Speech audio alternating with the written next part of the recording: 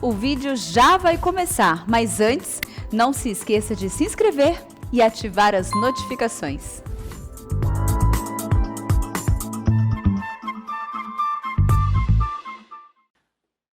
É um privilégio poder partilhar com vocês mais uma vez a palavra de Deus. Obrigado, pastor Arival, pelo seu carinho. É uma honra estar do seu lado e participar desta querida igreja. O texto que eu vou ler, irmãos, está no segundo livro dos Reis. Segundo livro dos Reis, capítulo 20.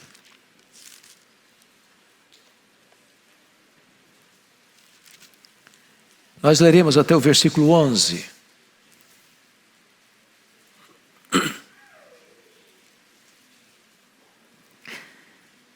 Segundo livro dos Reis, capítulo 20, versos de 1 a 11. Naqueles dias, Ezequias adoeceu de uma enfermidade mortal. Veio ter com ele o profeta Isaías, filho de Amós, e lhe disse: Assim diz o Senhor, põe em ordem a tua casa, porque morrerás e não viverás. Então virou Ezequias o rosto para a parede e orou ao Senhor, dizendo: Lembra-te, Senhor, peço-te, de que andei diante de ti com fidelidade, com inteireza de coração, e fiz o que é reto aos teus olhos, e chorou muitíssimo. Antes que Isaías tivesse saído da parte central da cidade, veio a ele a palavra do Senhor, dizendo: Volta e diz a Ezequias, príncipe do meu povo: Assim diz o Senhor, o Deus de Davi teu pai: Ouvi a tua oração e vi as tuas lágrimas, e eis que eu te curarei. Ao terceiro dia subirás à casa do Senhor. Acrescentarei aos teus dias 15 anos, e das mãos do rei da Síria te livrarei, a ti e a esta cidade. E defenderei esta cidade por amor de mim e por amor de Davi meu servo. Disse mais Isaías: Tomai uma pasta de figos, tomaram-na e a puseram sobre a úlcera, e ele recuperou a saúde. Ezequias disse a Isaías: Qual será o sinal de que o Senhor me curará e de que ao terceiro dia subirei à casa do Senhor? Respondeu Isaías: Ser-te-á isto da parte do Senhor como sinal de que ele cumprirá a palavra que disse: Adiantar-se-á a sombra 10 graus ou os retrocederá? Então disse Ezequias: É fácil que a sombra adiante 10 graus. Tal, porém, não aconteça. Antes, retroceda 10 graus. Então o profeta Isaías clamou ao Senhor e fez retroceder 10 graus a sombra lançada pelo sol declinante no relógio de Acaz. Amém.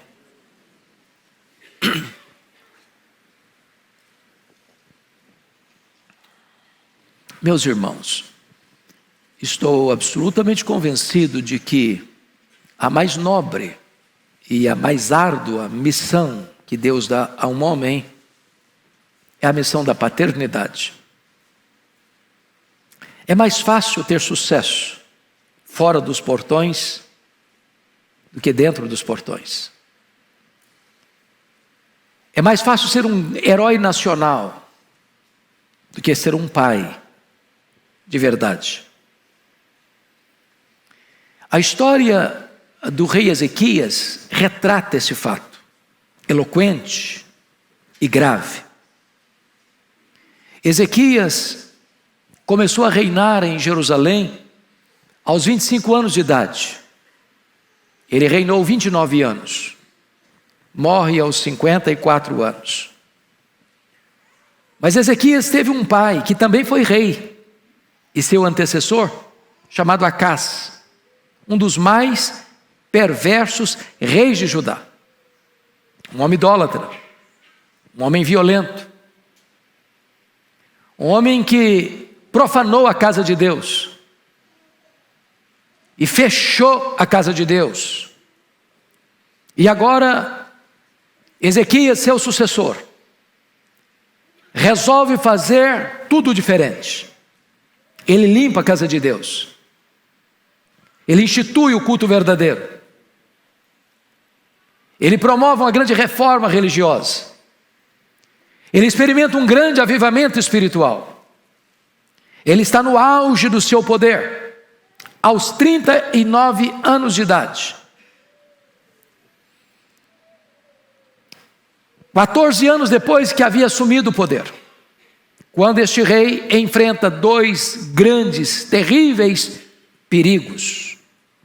Foi no seu governo que as 10 tribos do norte foram tomadas pelo mais poderoso império da época, o Império Assírio. Este mesmo Império Assírio agora cerca a cidade de Jerusalém. E diz a Bíblia que Senaqueribe manda para o rei Ezequias um recado abusado, insolente: renda-se, porque nenhum Deus pode livrar você das minhas mãos. Ezequias não tinha um exército suficiente para enfrentar todo o poderio militar do Império Assírio. Se não bastasse esse fato dramático, diz a Bíblia que aos 39 anos de idade, o rei Ezequias está enfrentando uma úlcera, um problema de saúde, que os médicos da época não puderam resolver, que todo o dinheiro que ele tinha não pôde reverter aquele quadro. Então, nessa conjuntura, Deus manda o profeta Isaías ao palácio de Ezequias, à casa de Ezequias, com um recado urgente e soleníssimo. Era um ultimato, e a ordem era essa: põe em ordem a tua casa, porque certamente morrerás. Diante de tanta pompa e tanta riqueza, sobrou para o rei apenas uma parede. E para a parede ele se voltou. E diz a Bíblia que ele orou fervorosamente, que ele chorou copiosamente, e que Deus respondeu a oração dele rapidamente. E o profeta Isaías não tinha saído do centro da cidade ainda, quando Deus disse para ele: vai lá, volta a Ezequias, príncipe do meu povo, e diz para ele: eu ouvi a tua oração, eu vi as tuas lágrimas, e eu te curarei, e eu livrarei Jerusalém do poder da Síria. No terceiro dia tu subirás à casa de Deus. Quando Isaías entrega este recado ao rei, diz a Escritura que o rei pergunta: mas que sinal Deus vai me dar de que ele ouviu a minha oração, de que eu ficarei curado, e de que eu subirei à casa do Senhor no terceiro dia? E o profeta pergunta: o que é que você quer como sinal? Que a sombra do relógio de Acais adiante 10 graus, ou retroceda 10 graus. E o rei falou: já que Deus vai fazer o milagre, eu quero o maior. Que adiante talvez não seja tão complexo, mas que a sombra retroceda 10 graus, isso é algo muito fascinante. Deus precisa mexer na estrutura do universo. E então diz a Bíblia que o profeta Isaías orou, e Deus retrocedeu 10 graus, e demonstrando ao rei que ele estava curado. Ele haveria de usar um remédio, mas a cura seria real, que o poder da Síria seria desarticulado. E você diz: que coisa fantástica, que milagre extraordinário. E esse milagre foi tão grande que ele reverberou para além das fronteiras de Israel. Chegou nas regiões mais longínquas do mundo. Há um novo império que estava se formando, o Império Babilônico. E o rei da Babilônia manda cartas para Ezequias, presentes para Ezequias, e uma comitiva diplomática para visitar Ezequias e congratular-se com ele diante de vitória tão esplêndida. Diz a Escritura que quando essa comitiva internacional, diplomática, chega para visitar Ezequias, ele fica feliz, ele abre os seus tesouros, ele abre a sua casa, ele mostra quão grande ele era, quão rico ele era, quão poderoso ele era, quão esplendoroso era o seu reino. Mas diz a Bíblia que ele não deu sequer uma palavra de gratidão a Deus, de exaltação a Deus. E eu quero que você confira isso comigo, por favor, num texto paralelo deste, que está lá no segundo livro das Crônicas, capítulo 32. Olha aí comigo o que está escrito. Versos 24 e 25.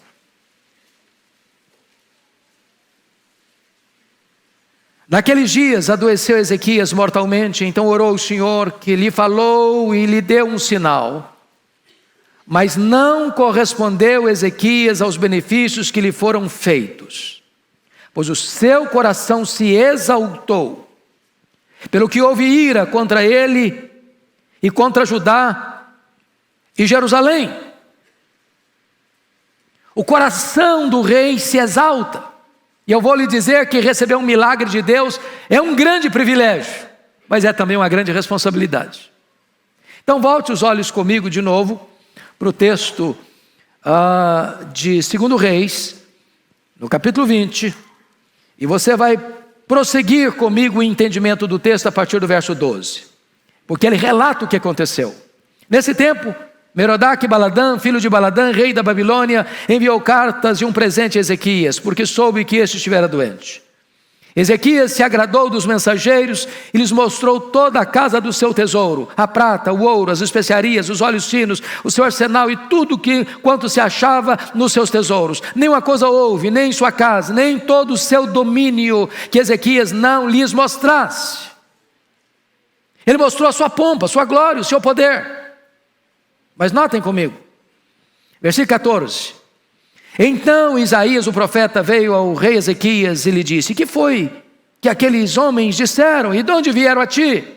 E respondeu Ezequias: numa terra longínqua, vieram da Babilônia. Perguntou ele: que viram em tua casa?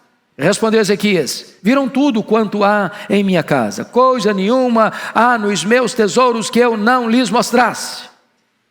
Ele quis mostrar quão poderoso ele era, quão rico ele era, quão grande ele era. Mas veja o que está acontecendo agora, verso 16. Então disse Isaías a Ezequias: ouve a palavra do Senhor. Eis que virão dias em que tudo quanto houver em tua casa, com o que entesouraram teus pais, até o dia de hoje, será levado para a Babilônia, não ficará coisa alguma, disse o Senhor. Dos teus próprios filhos que tu gerares, tomarão para que sejam eunucos no palácio do rei da Babilônia. Sabe o que Deus está dizendo para esse rei? Olha, rei, você se engrandeceu, você se exaltou, você não reconheceu o favor de Deus, você não correspondeu ao que Deus fez na sua vida, por sua vida, pela cidade de Jerusalém, pelo reino de Judá. Então entenda isso. Essa Babilônia que você abriu as portas para mostrar sua riqueza, essa Babilônia um dia vai se tornar um grande império. Vai suplantar o império assírio. E essa Babilônia virá. E tudo que foi juntado até então, e tudo que você é juntado daqui para frente, essa Babilônia, ao vir, vai saquear, vai espoliar, vai fazer uma rapinagem, não vai sobrar nada. E tem mais: dos filhos que tu gerares, eles serão levados cativos, escravos. E tem mais: eles serão feitos eunucos para servir nos palácios da Babilônia. Ou seja, eles vão ser castrados, e a sua descendência não vai gerar mais. Você quer uma coisa pior que essa? Você quer uma tragédia maior que essa? Mas é surpreendente a resposta do rei ao profeta. Vejam vocês o que ele vai responder para o profeta no verso 19. Então disse Ezequias ao profeta Isaías: boa é a palavra do Senhor que disseste, pois pensava, haverá paz e segurança em meus dias. É como se o profeta olhasse para ele e dissesse assim: ô rei, você não entendeu a palavra que eu lhe trouxe. Você não entendeu o que eu falei. Como você está dizendo que essa palavra é boa? Você está maluco? Você ficou doido? Você perdeu o juízo? Eu estou falando que a Babilônia virá, que a Babilônia vai saquear, que a Babilônia vai levar os filhos cativos, que a Babilônia vai castrar os filhos de vocês e vão fazer deles eunucos. E você vem me dizer que boa essa palavra, você ficou louco. Mas o texto diz assim: boa é esta palavra do Senhor que disseste, pois pensava, ele não falou não, ele pensava, haverá paz e segurança em meus dias. Sabe o que ele está dizendo, trocando em miúdos? Quando isso acontecer, eu já terei batido as botas. Quando isso acontecer, eu não estou mais aqui para contar a história. O que me importa é que nos meus dias, nos 15 anos que Deus vai me dar, eu vou ter paz. Desculpem da expressão, que ele está dizendo o seguinte: que as futuras gerações se danem, eu não estou nem aí. Irmãos, isso é gravíssimo. É gravíssimo. Porque parece-nos que esse sentimento de Ezequias é o sentimento da nossa geração. Hedonista, materialista, consumista, egoísta, que olha para o seu próprio umbigo e que não tem uma preocupação de passar o bastão do Evangelho, passar este legado da fé para as futuras gerações. Vejam vocês comigo, meus amados irmãos, o que está acontecendo. Qual foi a ordem que o profeta deu, em nome de Deus, para o rei Ezequias? Põe em ordem a tua casa, porque morrerás e não viverás. Em outras palavras, nenhum homem está preparado para morrer sem primeiro colocar sua casa em ordem. E eu não estou falando de casa, de bens materiais, de mobília da casa, do palácio. O rei Ezequias é muito rico. Ele está falando de vida, ele está falando de família, ele está falando de filhos, ele está falando das futuras gerações. E a única coisa que o rei Ezequias não levou a sério foi esta ordem de Deus: põe em ordem a tua casa. Porque você vai ver comigo aí algo extremamente solene. Olha comigo, versículo 21 do capítulo 20. Descansou Ezequias com seus pais e Manassés, seu filho, reinou em seu lugar. Capítulo 21. Tinha Manassés 12 anos de idade quando começou a reinar e reinou 55 anos em Jerusalém. E aqui você chega a uma conclusão. Se Manassés começou a reinar com 12 anos, você chega à conclusão que Ezequias, que recebeu mais 15 anos de sobrevida, que o Manassés nasceu 3 anos depois, que tinha sido curado. Se ele tivesse levado a ordem de Deus a sério, ele teria dito para ele mesmo o seguinte: olha, se Deus mandou botar minha casa em ordem, eu preciso cuidar do meu sucessor, eu preciso cuidar do meu filho, eu preciso educar o meu filho, eu preciso investir no meu filho, eu preciso fazer do meu filho um discípulo, eu preciso passar para o meu filho todo o legado de fé que Deus colocou no meu coração. Eu quero que meu filho seja melhor do que eu quero treinar o meu filho, preparar o meu filho para ser o meu sucessor, para que o reino dele seja um reino maior e melhor do que o meu reino. Eu vou andar com o meu filho, eu vou ensinar o meu filho, eu vou educar o meu filho, eu vou passar para o meu filho o bastão da fé. Mas vejam vocês, que não obstante Ezequias ter convivido com seu filho Manassés 12 anos, quando Manassés assume o governo, ele vai ser o pior rei da história de Judá. Ele vai ser um monstro. Ele vai derrubar tudo que o seu pai fez.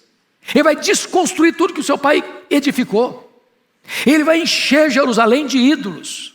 Ele vai se tornar um necromante consultando os mortos. Ele vai se tornar um adorador dos astros. Ele vai encher todo o território de ídolos aos deuses pagãos.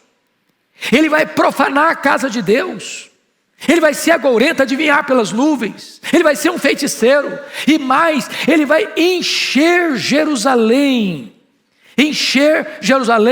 de sangue. Olha comigo o versículo 16 do capítulo 21. Além disso, Manassés derramou muitíssimo sangue inocente até encher Jerusalém de um a outro extremo, afora o seu pecado com que fez pecar a Judá, praticando o que era mal perante o Senhor. Diz os estudiosos que ele mandou matar o rei, ou melhor, ele mandou matar o profeta Isaías. O profeta que foi lá dar um recado para o pai dele. E diz a história que ele mandou serrar o profeta Isaías ao meio. E ele encheu Jerusalém de sangue inocente. Aqui, meus amados irmãos, nós vamos perceber uma coisa. Nós pais não podemos apenas pensar em dar apenas uma boa educação para os filhos, colocar uma boa escola, comprar o melhor tênis, a melhor roupa, dar a eles o melhor curso universitário para que eles possam ter uma carreira profissional brilhante. Tudo isso é bom, tudo isso é importante, tudo isso é necessário. Mas se nós não passarmos o legado espiritual para os nossos filhos, nós podemos ter amanhã, nas futuras gerações, consequências amargas, dramáticas. Porque nós teremos deixado de dar para os nossos filhos o mais importante, o mais necessário. Quer um exemplo disso? Abra sua Bíblia comigo em Jeremias capítulo 15, por favor. Jeremias 15. Versículos de 1 a 4. Olha o que está escrito aí.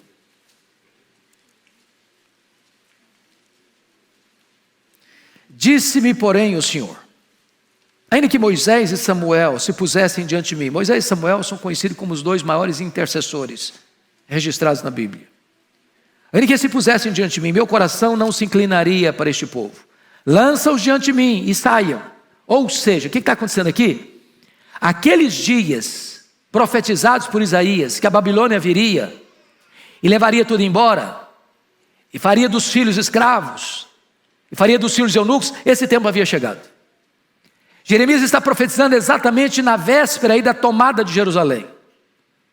Versículo 2: quando te perguntarem para onde iremos, dir-lhes-ás, assim diz o Senhor, o que é para a morte, para a morte, o que é para a espada, o que é para a fome, para a fome, o que é para o cativeiro, porque os punirei com 4 sortes de castigos, diz o Senhor, com espada para matar, com cães para os arrastarem, com as aves dos céus e as feras do campo para os devorarem e destruírem. Agora, por favor, leia em voz alta comigo o verso 4, toda a igreja. Vamos juntos? Entregá-los-ei, para que sejam um espetáculo horrendo para todos os reinos da terra, por causa de Manassés, filho de Ezequias, rei de Judá, por tudo quanto fez em Jerusalém. Preste atenção nisso. Quer dizer, o Manassés já estava morto há muito tempo. Mas a tomada de Jerusalém, o banho de sangue que foi, o massacre que foi, a destruição do templo de Salomão, arrasando a cidade, pisando velhos, crianças, jovens, forçando mulheres grávidas. Isso acontece por causa de Manassés. Sabe o que está dizendo aqui? O cativeiro babilônico, com todos os seus terrores, nasceu dentro da casa do rei Ezequias. Meus irmãos, cuidar dos nossos filhos, dos nossos netos, das futuras gerações é coisa tão séria, porque pode ser que, se nós não passarmos o legado da fé, amanhã um filho, um neto, um bisneto, uma outra descendência nossa pode se tornar causa de grandes tragédias na nação.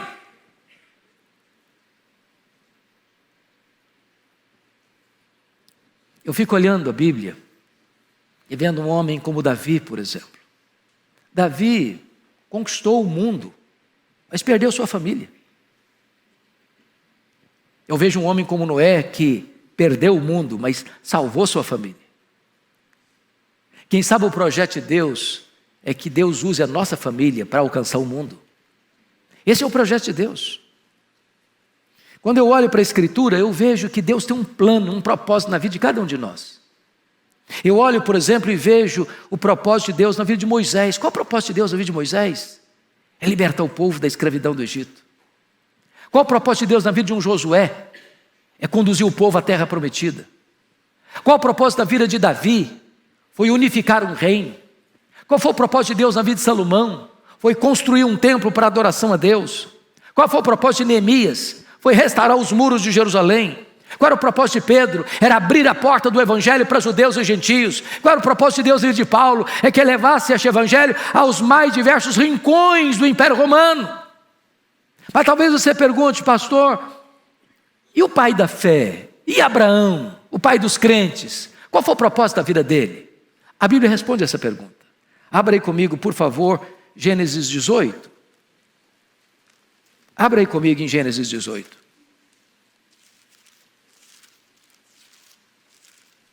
Olha o que está escrito.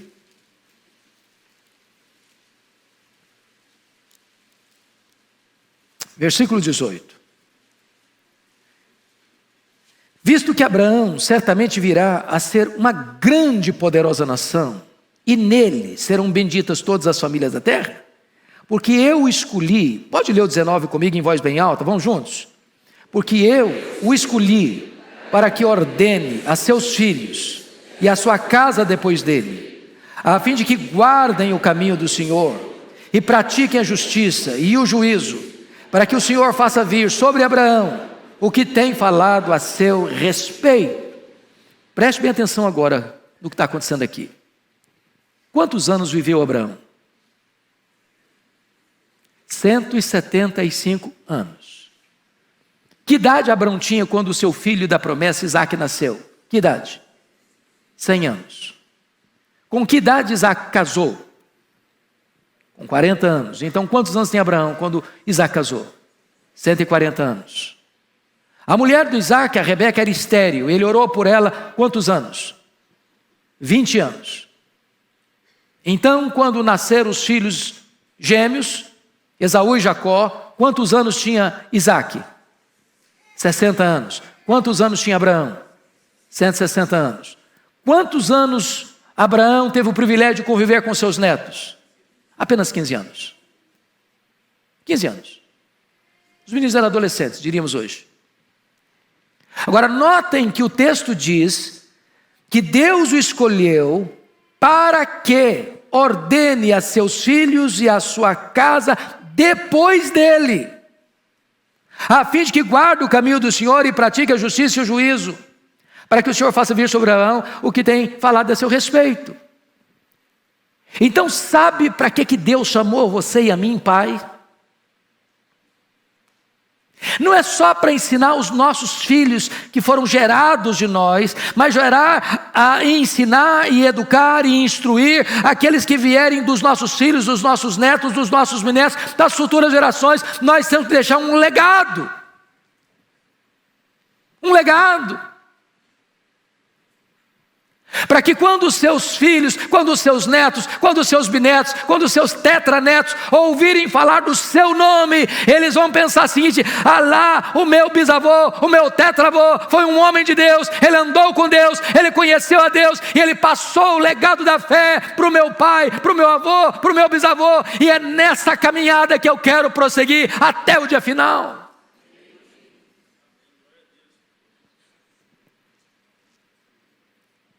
Meus amados, me permita dar um outro exemplo desta importância de passar o legado. Disse para vocês, na introdução dessa mensagem, que a missão mais difícil que Deus dá a um homem não é ser um herói fora de casa, mas um pai de verdade dentro de casa. Então abra sua Bíblia comigo aí, num outro exemplo bíblico, que para mim é um dos mais eloquentes. Primeiro livro de Samuel. Por favor, abra aí comigo. Primeiro livro de Samuel.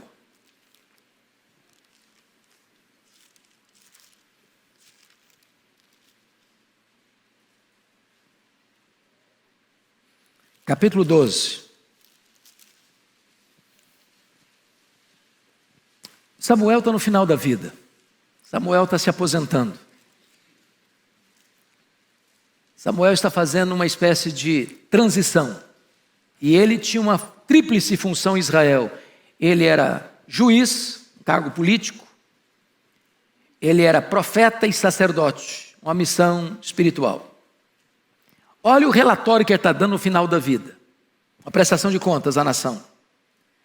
Capítulo 12, verso 1. Então disse Samuel a todo Israel, frise a expressão, a todo Israel: eis que ouvi a vossa voz em tudo quanto me dissestes e constituí sobre vós um rei. Agora, pois, eis que tendes o rei à vossa frente. Já envelheci, estou cheio de cães. Meus filhos estão convosco. O meu procedimento esteve diante de vós. Ele está falando para todo Israel. Desde a minha mocidade até o dia de hoje. Ou seja, ao longo da minha vida, eu tive uma vida transparente, íntegra. Versículo 3. Eis-me aqui, testemunhai contra mim perante o Senhor e perante o seu ungido. De quem tomei o boi? De quem tomei o jumento? A quem defraudei? A quem oprimi? Das mãos de quem aceitei suborno para encobrir com ele os meus olhos? E vou-lo restituirei. Então responderam: em nada nos defraudaste, nem nos oprimiste, nem tomaste coisa alguma das mãos de ninguém. E ele lhes disse: o Senhor é testemunha contra vós outros, e o seu ungido é hoje testemunha de que nada tens achado nas minhas mãos. E o povo confirmou: Deus é testemunha. Meus irmãos, isso é um negócio espetacular. Eu estou falando de um homem que foi líder da sua nação, desde a sua juventude até a sua velhice. Está no final da vida entregando o bastão e dando um testemunho. Que ele foi íntegro, que ele foi honesto, que ele não pegou dinheiro ilícito, que ele não embolsou dinheiro que não tivesse completamente dentro dos parâmetros da legalidade. E ele foi um homem honesto do começo ao fim da vida. Será que os nossos líderes todos poderiam dar um relatório desse? No universo político, no Brasil e no mundo? E você diz assim: este é o homem, este é o exemplo, é assim que eu quero andar, é desse jeito que eu quero pautar a minha vida. Mas vamos parar um pouquinho para refletir um pouco mais?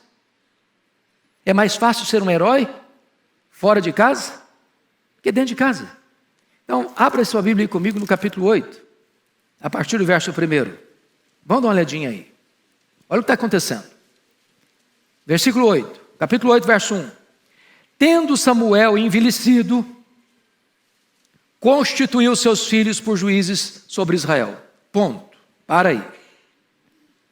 Percebeu alguma coisa errada aqui? Quem constituía juízes em Israel? Deus. Nós diríamos aqui que ele está sendo o primeiro nepotista da história.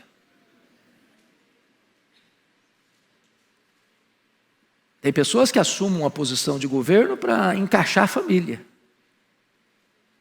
favorecer a família. E ele, na contramão de princípios espirituais, constitui seus filhos, juízes. Não era sua competência isso. Mas tem mais. Olha o versículo 3. Porém seus filhos não andaram pelos caminhos dele, antes se inclinaram à avareza e aceitaram subornos, e perverteram o direito. O que você está notando aqui? O que era forte como testemunho na vida de Samuel, a integridade ao longo do seu governo, não é a marca de seus filhos. Eu fico até imaginando, pastor Ival, que os meninos vão pensar assim: papai lida com tanto dinheiro, papai é juiz, cuida de tanta gente, cuida de tanto problema, de tanta confusão e de tanta riqueza, e não leva nada aqui para casa. A gente está bastando uma magrela aqui e todo mundo aí, o dia que a gente for não culpar o papai, não vai ser com a gente, vai ser não vamos pegar para nós também, nós vamos pegar um pouco para a gente também, não vamos ficar nessa linha de pobreza e escassez e o povo nadando no dinheiro, não. E os filhos de Samuel, diz a Bíblia, inclinaram-se para a avareza, aceitaram subornos e perverteram o direito. Agora olha a reação, versículo 4, leia comigo em voz alta, 4 e 5, vamos juntos. Então os anciãos, todos de Israel, se congregaram e vieram a Samuel a Ramá e lhe disseram: vê, já estás velho, e teus filhos não andam pelos teus caminhos. Constitui-nos, pois, agora um rei sobre nós, para que nos governe, como tem todas as nações. Ponto aqui. Quantos anciãos vieram? Todos. Não era só um timidinho que estava lá descontente, não. Esse tira da oposição mesmo, está descontente, qualquer coisa que eu fizer vai ter gente contra mesmo. Não, todos os anciãos de Israel vieram a ele. E disseram o seguinte para ele, trocando miúdos: ô Samuel, você já está batendo as botas. Se você tivesse mais 50 anos de vida, tivesse tanto tempo mais de governo, com você nós estávamos fechados. Com seus filhos a gente não fecha não. Seus filhos não têm o mesmo estofo moral que você. Então faça-nos um favor, antes de você morrer, constitua-nos um rei, porque sob a liderança dos seus filhos, nós não queremos ficar. Então vamos à conclusão. Assim como o cativeiro da Babilônia nasceu dentro da casa do rei Ezequias, o sistema de monarquia em Israel, rejeitando o governo teocrático de Deus, nasceu dentro da casa de Samuel. Sabem por quê? Ele foi um grande herói fora dos portões, mas ele fracassou dentro dos muros como pai. Irmãos, aqui a nossa missão não é jogar pedra em Samuel. A minha posição hoje é essa: se um homem como Samuel falhou na missão da paternidade, Deus tenha misericórdia de mim. Eu tenho que botar a cara no chão e a boca no pó.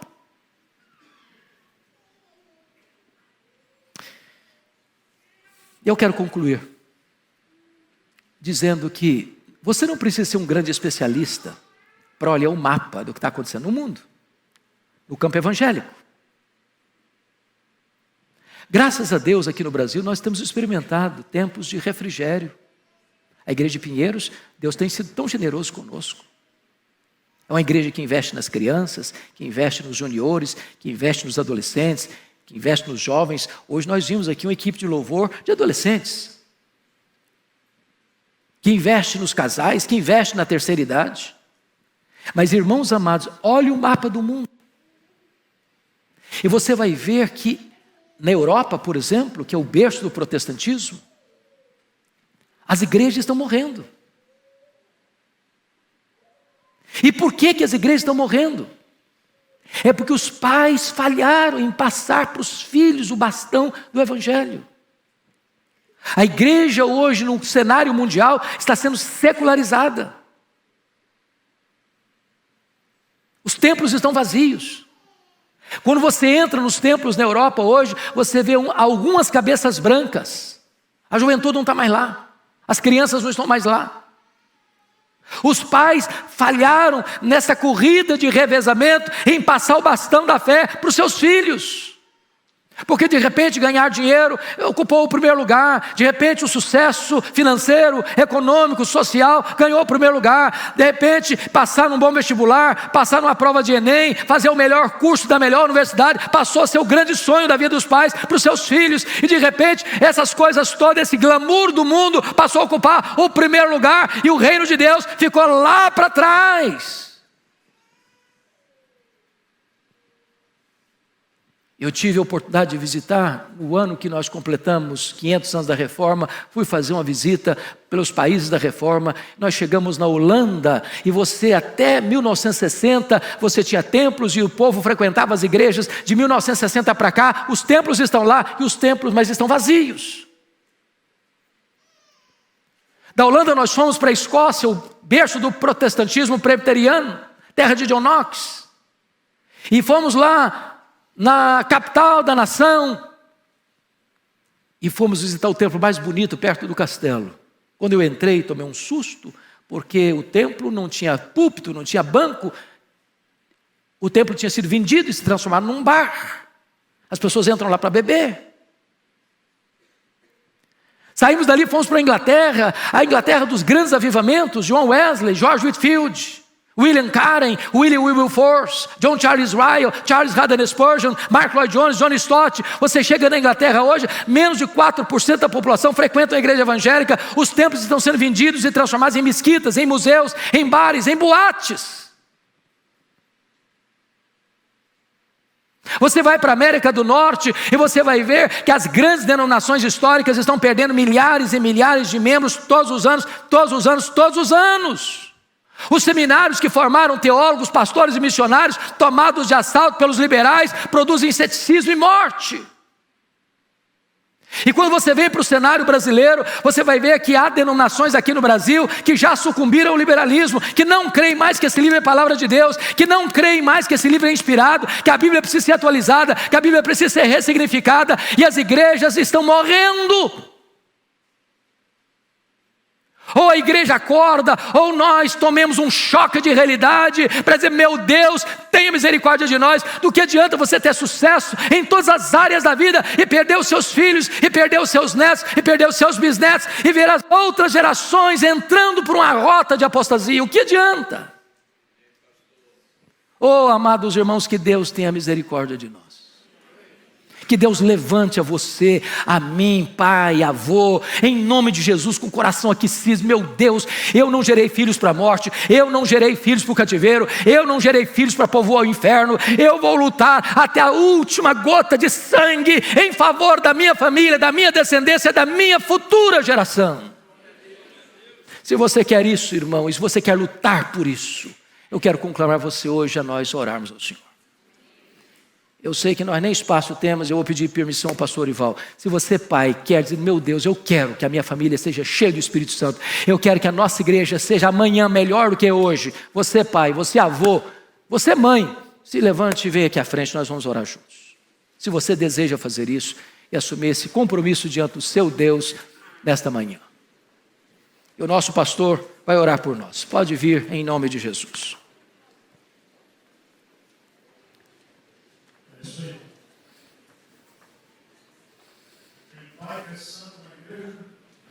Anjo na rua e capeta em casa. Está nas nossas mãos, nossa responsabilidade. Nosso congresso de avivamento, de 5 a 8 de fevereiro, vai ser avivamento para as novas gerações. Que os nossos filhos profetizem, que eles sonhem, que eles tenham experiência profunda com Deus e que os nossos filhos, nossos netos sejam mais crentes do que nós. Amém? Senhor Deus, nós estamos diante do Senhor, diante da Tua palavra, palavra impactante, palavra que nos chama à responsabilidade espiritual. Pai, nós temos sido tão abençoados em todas as áreas da nossa vida. Não permitas que a prosperidade incline o nosso coração para a soberba, para a vaidade, mas que nós coloquemos o foco no Senhor. E nós queremos, ó Deus, nesta manhã, Dia dos Pais, nesse culto às 11 horas, consagrar as nossas vidas, a vida desses pais e mães que estão aqui à frente, para passar a fé não fingida para as novas gerações, Pai. Que isso seja a prioridade da nossa vida, prioridade na nossa casa, no nosso ministério. E Pai, nós cremos que o Senhor pode levantar nesta nação um grande avivamento espiritual, trazendo uma grande reforma espiritual de valores, onde campeará a justiça, a misericórdia e o progresso, Senhor. Pai, venha nos fortalecer, venha nos perdoar, perdoa-nos na nossa omissão, perdoa-nos, ó Deus, nas nossas incoerências, perdoa-nos, ó Deus, na nossa preguiça, perdoa-nos naquilo que tem, de uma certa forma, ofendido o Senhor.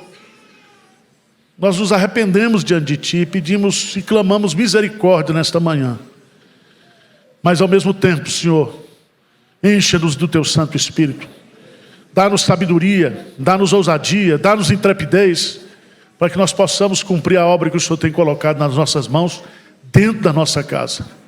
É a oração que nós fazemos em nome de Jesus. Amém, Senhor. Amém.